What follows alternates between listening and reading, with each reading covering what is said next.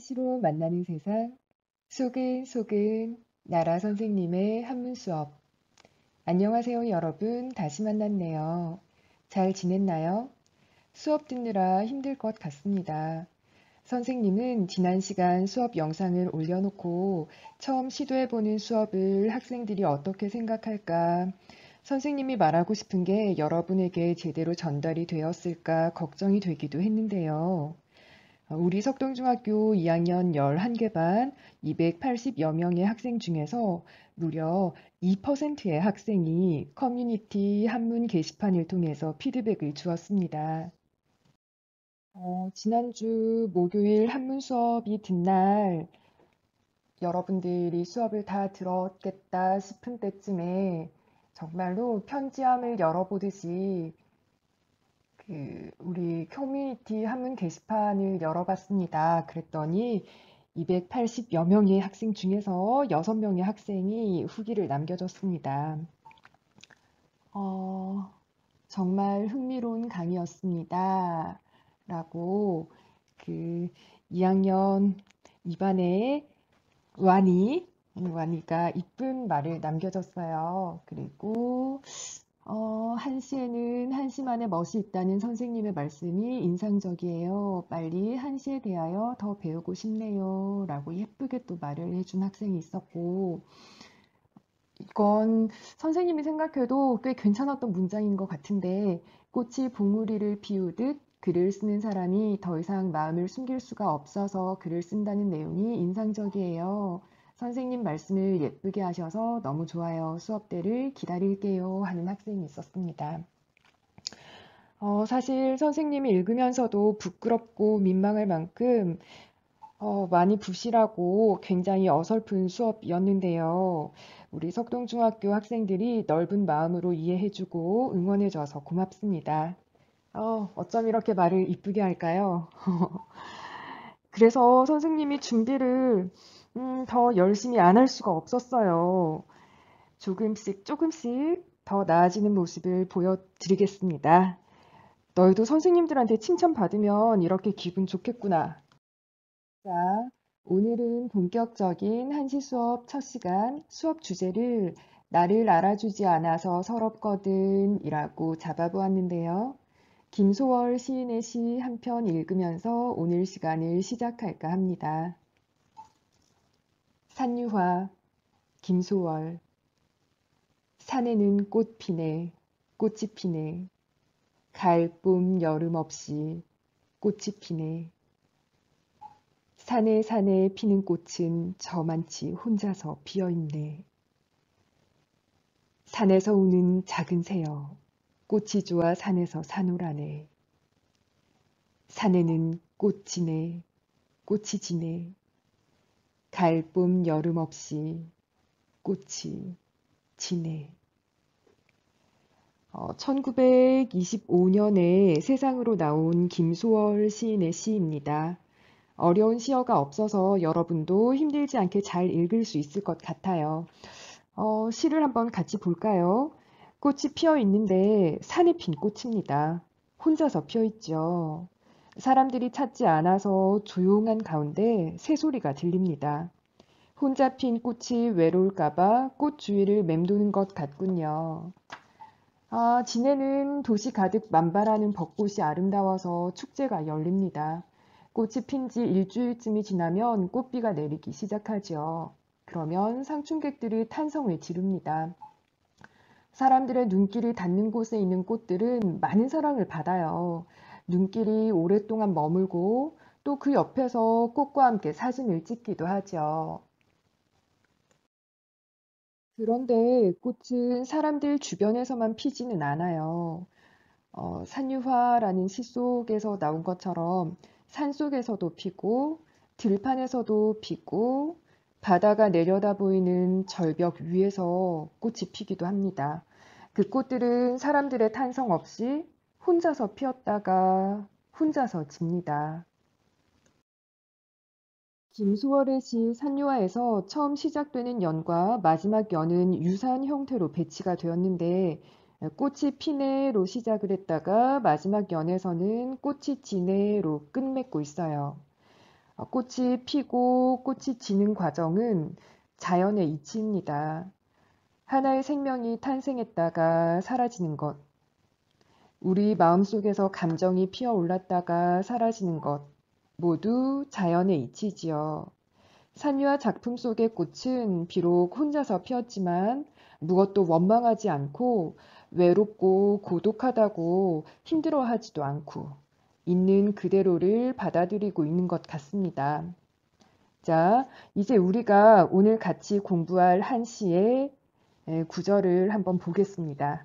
시 전체는 아니고요. 한 시 한 편 중에서 중심되는 구절 두 구절만 가지고 온 거예요. 자, 여기서 잠시 화면을 멈추고 빈 종이에 한 시 두 구절과 화면에 보이는 대로 한자를 쓰고 글자 음뜻 쓰고 그 다음에 수업을 이어가 보겠습니다. 매 수업 때마다 한쪽에 한 시를 한자로 쓰고 그 한자에 해당되는 음과 뜻을 쓰고 또 수업을 들으면서 알게 되는 내용들 필기하고 해석과 감상 한 줄씩을 쓰는데 자세한 내용은 공지사항 한문 게시판에 올려둘 테니까 꼭 확인을 해주세요. 자, 지금 멈췄다가 다 한자랑 글자 함께 쓰고 나면 그 이후에 다시 플레이 버튼을 눌러서 우리 수업을 계속 이어가도록 하겠습니다. 자, 스탑. 다 썼니? 네. 자, 누구수, 알지, 거칠황, 풀초, 들야 이렇게 해서 5개의 한자가 한 세트를 이루고 있고 또 띄어쓰고 그 이후에 또 역자, 있을 유자, 좋을 호자, 꽃 화자, 떨기 총자 이렇게 5개의 한자가 또 있습니다. 이거는 시 전체 뭐 하나의 한 시가 아니라 어떤 한 시의 일부 구절, 우리 처음이기 때문에 시 전체를 한꺼번에 보는 것보다는 이렇게 인상적인 구절을 가지고 한 시를 보는 연습을 한 3주 정도 하고 난 이후에 전체의 시를 보는 또 연습을 하겠습니다. 자, 선생님이 한번 읽어볼게요. 수지, 황초야, 여규, 호화총. 방금 선생님 한 구절을 몇 글자 끊어 읽었나요? 다시 한번 읽어볼게요. 자, 수지, 황초야, 여규, 호화총. 네. 한 구절이 5글자로 되어 있는데 2글자, 3글자씩 묶어서 읽었죠. 수지, 황초야, 여규, 호화총. 좋습니다. 이번에는 선생님이 어떻게 읽는지 한번 들어보세요. 수지 황초야의 여규 호화총을 수지 황초야의 여규 호화총을 자, 선생님이 토를 넣어서 한번 읽어봤어요.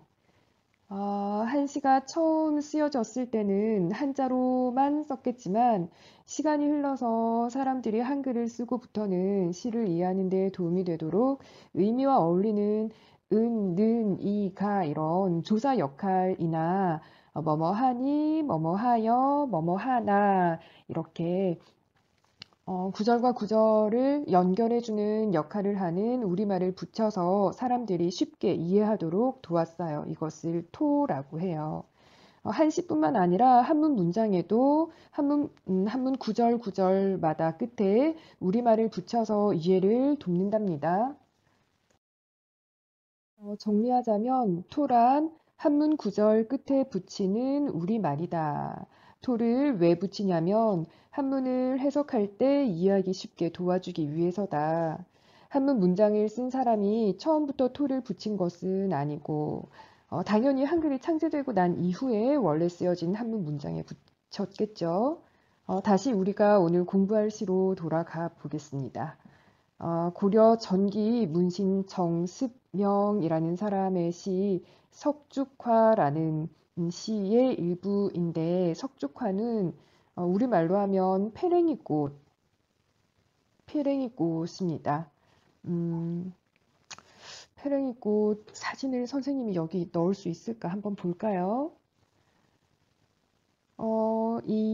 그 페랭이꽃 석죽화라는 시는 김소월보다 800년 정도 앞선 시대에 쓴 시인데 시의 정서가 비슷한 듯 하면서 다른 부분이 있어요. 자, 원래의 시를 한번 볼게요. 원래의 시는 이렇게 생겼습니다. 한자가 좀 많죠? 저기 초록색 부분으로 되어 있는 부분을 우리가 이번 시간에 같이 한번 해석을 해보고 어떤 의미인지 찾아보고 감상을 할 텐데요. 원래 이 시의 전체는 이렇게 생겼습니다.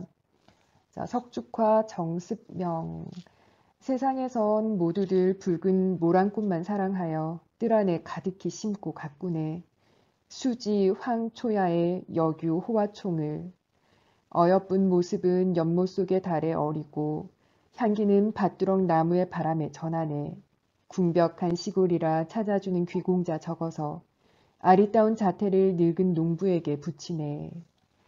자, 이런 시인데 과연 저기 초록색 부분은 어떤 내용일까? 어떤 내용이어서 선생님이 이 수업의 주제를 나를 알아주지 않아서 서럽거든 이라는 내용으로 잡았을까? 자, 세상에선 모두들 붉은 모란꽃만 사랑하여 뜰 안에 가득히 심고 가꾸네. 왜냐면 모란꽃은 화려하죠. 화려하기도 하고 모란꽃 자체가 뭐 부귀 영화를 상징하기도 해서 모든 사람들이 모란꽃만 좋아하죠. 반면에 석죽화, 페랭이 꽃은 굉장히 작고 잎도 약간 그냥 붉으스름한 그런 희미한 색깔을 가지고 있고 약간 들판에 피는 꽃 느낌?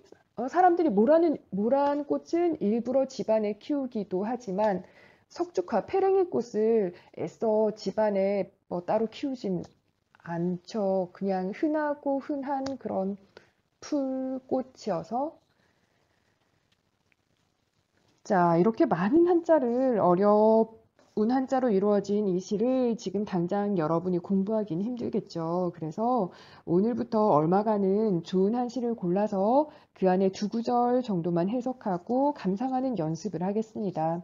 그래서 한 시를 분석하고 감상하는 게 좀 익숙해지면 시 한 편씩 전체를 공부해 보겠습니다.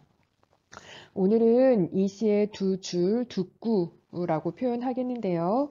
한 시에서의 한 줄 한 줄은 구라고 표현하거든요. 화면에 표시된 두 구에 대해서 공부해 보겠습니다.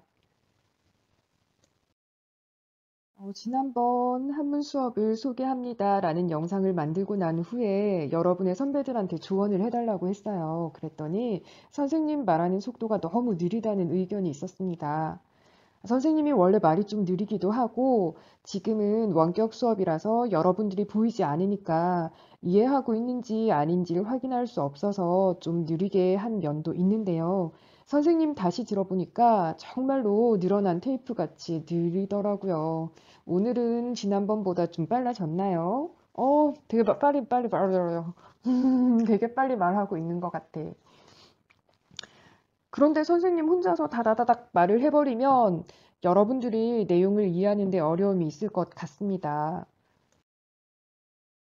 수업을 듣는다는 건 선생님이 설명하는 목소리를 듣는 게 전부가 아니라 선생님이 하는 말을 여러분의 머리가 이해해야 하고 특히 한문 수업인 경우에는 마음에 와서 닿아야 하기 때문에 선생님의 말이, 선생님의 설명이 여러분들 머리에 갔다가 다시 가슴에 가서 닿을 때까지의 시간을 선생님이 이제 기다려주는 거지. 이 말을 이렇게 빨리 하지 않고 이 여유를 두면서 여러분 머리에 갔다가 귀로 들어갔다가 머리로 갔다가 그게 다시 가슴으로 전해질 때까지를 좀 여유를 가지고 기다려주는 거라고 생각을 해주세요. 예, 호흡을 맞춘다는 게 이런 게 아닐까 생각합니다. 선생님은 여러분이 이해할 수 있게 기다려주고 여러분들은 선생님 이야기를 들으면서 수업의 흐름, 감정의 흐름을 따라오고 참 아름답네요. 물론 코로나 상황은 너무나 힘들지만 이런 기회에 이렇게 속닥속닥 교실에서는 결코 할 수 없는 형태의 수업을 하게 되어서 좋습니다. 억지로 끌고 가는 수업이 아니라 여러분들이 귀를 기울여서 듣고 있을 거라고 생각을 해서 더 이야기를 들려주는 느낌으로 수업을 하고 있습니다. 자, 다시 우리가 함께 할 한시 공부로 돌아갈게요. 먼저 누구, 수, 알지. 아까 읽을 때 선생님이 수지, 황초야 이렇게 두 글자, 세 글자 소리를 끊어서 읽었었는데 끊어 읽기도 두 글자, 세 글자 끊어서 읽고 보통 의미도 두 글자, 세 글자 이렇게 의미 단락으로 같이 묶이게 되거든요. 그래서 먼저 누구, 수, 알지 이렇게 두 글자를 먼저 해석해 보겠습니다. 누구, 영어로는 who 이렇게 되겠죠. 누구, 누가 알겠냐. 누구, 수, 알지, 알다. 알다 지자니까 누가 알겠냐. 어, 시인데 좀 도전적으로 들리지 않나요? 누가 알겠는가? 라고 시작된 부분만 봐도 아마 시적 화자는 뭔가 답답한 마음이 있는 것 같습니다. 사람들이 다 몰라주는 뭔가가 있나 봐요. 누가 알겠냐, 누가 알겠는가 라고 시작이 됐다면 아마 이 뒷부분에는 이러이러한 사실을 이라는 내용에 해당되는 내용이 나오겠죠. 그러니까 누가 알겠는가, 무엇을 그러니까 문장이 도치가 됐다고 볼 수 있는데 뭐뭐를 알겠느냐 인데 이걸 아마 좀 더 강조하기 위해서 강조하고 싶어서 도치를 시킨 것 같습니다. 누가 알겠는가, 무엇을 이라고 목적어 부분이 뒤에 나오겠죠. 자, 시적 화자는 왜 누가 알겠는가 라고 시작을 했을까요? 강조를 하고 싶었나 봐요. 독자들이 뭘 말하려고 하는 거지? 라는 궁금증을 자아내게 하는 구성이죠. 아무래도 이 작가는 뭔가 단단히 하고 싶은 말이 있나 봅니다. 그러면 이제 이 두 글자, 누가 알겠는가? 수지 두 글자 이후 부분, 시적 화자가 정말 강조해서 말하고 싶었던 부분을 한번 보겠습니다. 자, 황초야, 거칠 황, 풀초, 들, 야자로 구성이 되어 있으니까 글자의 의미 거칠다, 들판, 풀이 있는 들판, 들판은 들판인데 어떤 들판이야? 거친 풀이 있는 들판 이렇게 되겠죠. 한자 의미를 그대로 연결을 하면 거칠다, 들판 그래서 거친 들판이에요. 들판은 들판인데 거친 들판이에요. 잘 가꿔진 꽃동산이 아니라 돌무더기도 있고 잡초도 무성하고 또 사람들이 잘 다닐 수 없게 다니지 못하게 길도 나 있지 않는 그래서 사람들의 발길이 닿지 않는 아주 거친 들판을 말해요.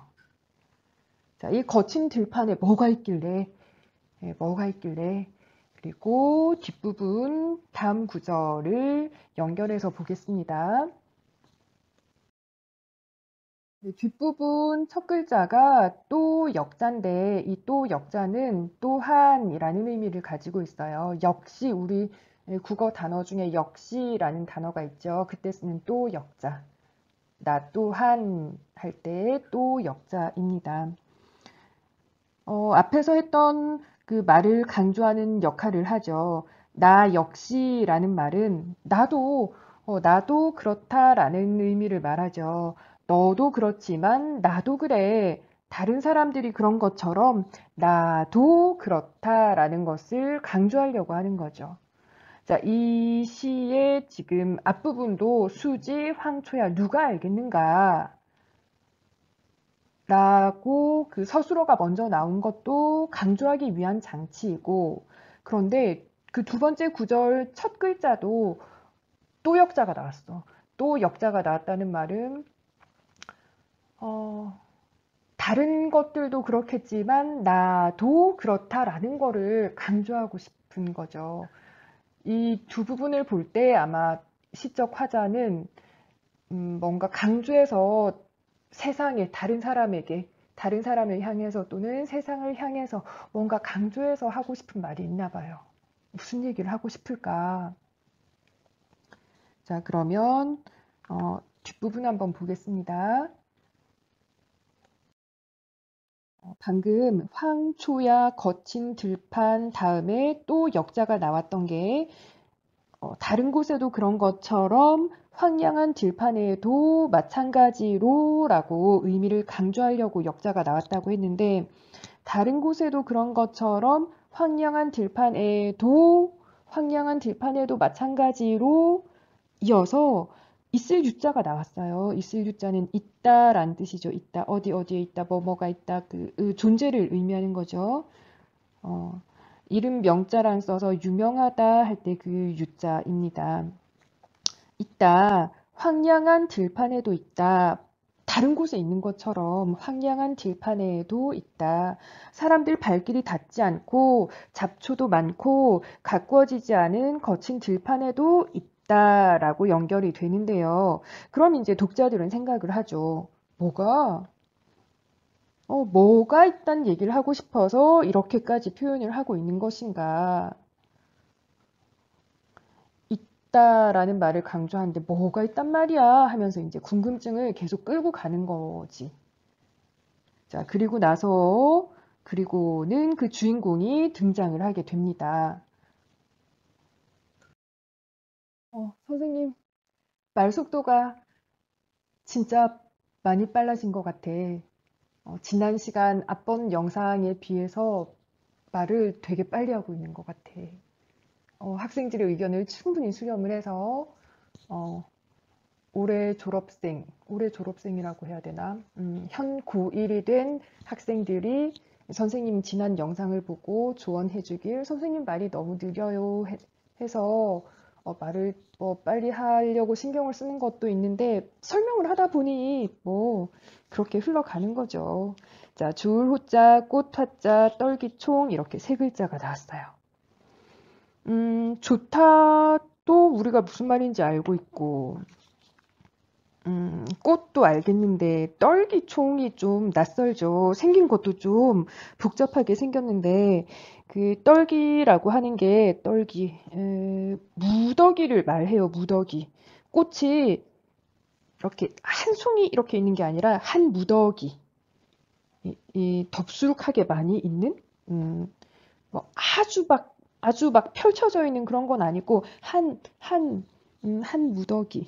영어로는 번치 이렇게 표현이 된다고 하는데 눈길을 이렇게 한번 주면 눈에 띌 만큼 정도의 양이 있는 그런 꽃이 모여 있는 장면쯤 될 것 같아요. 화총 두 글자를 꽃떨기라고 해석을 하면서 꽃이 무리지어서 이제 피어 있는 장면을 떠올리게 되겠습니다. 그런데 이 꽃떨기 앞에 좋을 호자가 있죠. 좋을 호자는 뭐 호감, 좋은 감정 이렇게 좋다라는 like의 의미만 있는 건 아니고 이 좋을 호자에 아름답다라는 의미도 있습니다. 아름답다. 그래서 아름다운 예쁜 꽃 한 무더기. 호화총 예쁜 화총 아름다운 화총 꽃 무더기 이렇게 해석이 될 텐데 여기도 꽃이 있어요. 여기가 어딘데? 여기는 황초야죠. 황량한 들판이야. 사람들이 잘 찾지 않는 아주 거친 들판이에요. 잘 가꾸어진 정원이 아니야. 가꾸어진 정원이 아니라 거친 들판. 거친 들판에 여기에도 꽃이 있다고. 그래서 누가 알겠는가? 황량한 들판에도 예쁜 꽃떨기가 있음을 이렇게 되겠죠. 어, 여러분은 어때? 이 한자로는 10글자인데, 이 시 두 구절, 시의 두 구절을 해석을 하고 났을 때의 느낌이 여러분은 어떻게 느끼는지 정말 궁금하네요. 우리가 교실이었으면 선생님 여러분들 표정 보고도 알 수 있고 이렇게 편하게 이야기도 할 텐데 여러분의 생각을 알 수 없어서 조금 아쉽지만 누가 알겠냐. 거친 들판에도 여기도 예쁜 꽃이 있다고 이렇게 얘기하고 있는 거예요. 자, 같은 글이어도 모든 문학이 그렇죠. 뭐 문학뿐만 아니라 모든 게 다 그런데 모든 문학은 같은 글이어도 사람들마다 각자 어떤 삶을 살아왔는지, 어떤 경험을 해왔는지, 그리고 현재 어떤 상황에 처해 있는지에 따라서 다르게 느낄 수 있습니다. 문학뿐만 아니라 세상 사는 일 모든 것에 대해서 그렇겠죠. 선생님은 이 글을 봤을 때 갑자기 슬픈 감정이 막 밀려왔어. 누가 자기를 좀 봐주면 좋겠는데, 나도 여기에 이렇게 있는데, 나를 알아주지 않는 사람들, 나를 봐주지 않는 사람들, 알아주지 않는 세상이 미운 것 같아. 짝사랑하는 대상이 나를 봐주지 않을 때도 그럴 것 같고, 부모님이 공부 잘하는 언니만, 형만 좋아하고, 나한테는 관심이 없을 때에도 그럴 것 같고, 또 선생님이 막 뭐든지 잘하는 친구한테만 눈길을 주고 나한텐 관심이 없을 때에도 그럴 것 같아. 세상이 나를 알아주길 바라는 마음이 가득 차 있는 것 같아. 이 페랭이 꽃이. 이 시적 화자가 하고 싶었던 말이겠죠. 선생님이 왜 이렇게 이 시를 보고 이런 감정을 느꼈는지 알 것 같아. 선생님도 예전에 왜 세상이 내 능력을 몰라줄까? 특히 선생님 같은 경우는 선생님이 되고 싶어서 이제 임용 시험을 뭐 여러 번 쳤는데 이제 최종 합격을 딱 앞두고 면접에서 떨어진 적이 있어. 그때 왜 나 같은 인재를 몰라보지? 나중에 경남교육청이 후회하게 만들겠다면서 원망 아닌 원망의 마음을 품은 적이 있습니다. 음, 정말 재밌는 건요. 이 시를 지은 정습명이라는 사람이 대궐 앞에서 이 시를 읊었는데 그게 궁중으로 전해져서 그 이런 내용의 시를 이런 사람이 읊었다라는 걸 당시의 왕이었던 예종도 알게 됐나 봐요. 그래서 예종이 이 시를 듣고 이 사람을 중요한 직책으로 임명했다는 얘기가 전해진대요. 그래서 어떤 사람들은 초야에 묻혀서 사는 시인, 아마 정순명이 그 당시에 인정을 받지 못하고 있었나 봐. 그런 시인의 불우한 처지를 이 페랭이 꽃에 비유를 해서 모란꽃이랑 대조시켜서 시를 지었다라고 이제 분석이 되기도 합니다. 그럼 아까 우리 봤던 시 두 구절 빼놓고 봤었는데 석죽화라는 시 전체를 한번 읽어볼게요. 석죽화 정순명. 세상에선 모두들 붉은 모란꽃만 사랑하여 뜰 안에 가득히 심고 가꾸네. 누가 알랴 이 거친 초야에도 어여쁜 꽃떨기 피고 있는 줄을. 어여쁜 모습은 연못 속의 달에 어리고 향기는 밭두렁 나무의 바람에 전하네. 궁벽한 시골이라 찾아주는 귀공자 적어서 아리따운 자태를 늙은 농부에게 붙이네.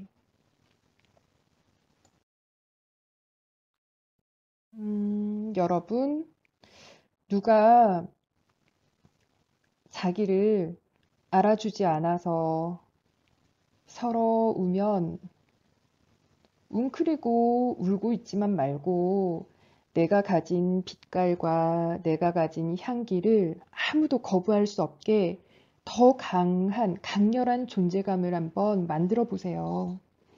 그리고 준비가 된 후에 더 넓은 곳으로 나가서 자기를 펼쳐보는 거죠.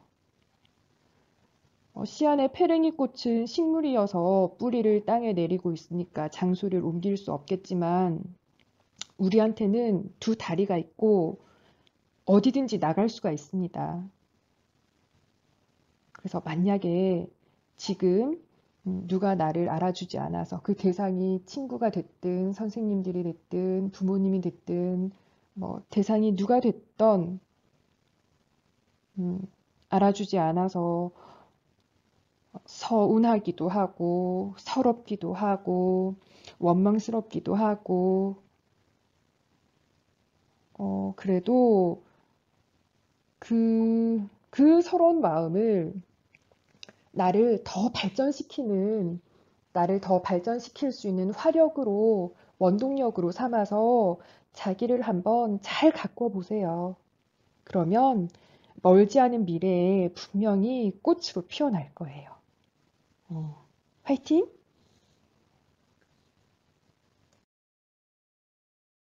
오늘은 수업 시간이 상당히 길어졌습니다. 사실 영상, 뭐 얼굴도 없고 직접 뭐 실시간 영상도 아닌데 이렇게 음성만 가지고 30분 가량 수업을 듣고 있는 거 정말 많이 힘들 것 같은데 시간 되게 빨리 간 것 같지 않아? 선생님은 그런데.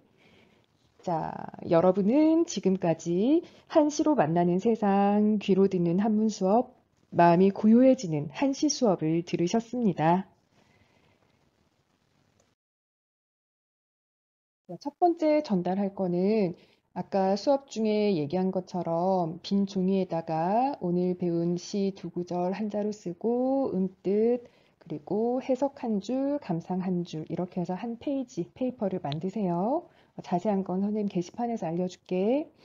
자, 2번. 다음 주 목요일이 공휴일이에요. 그래서 우리 한문 수업이 일주일에 한 번 들었는데 목요일에 들었어. 그래서 우리 어쩌면 2주 후에 만날 수도 있어. 네.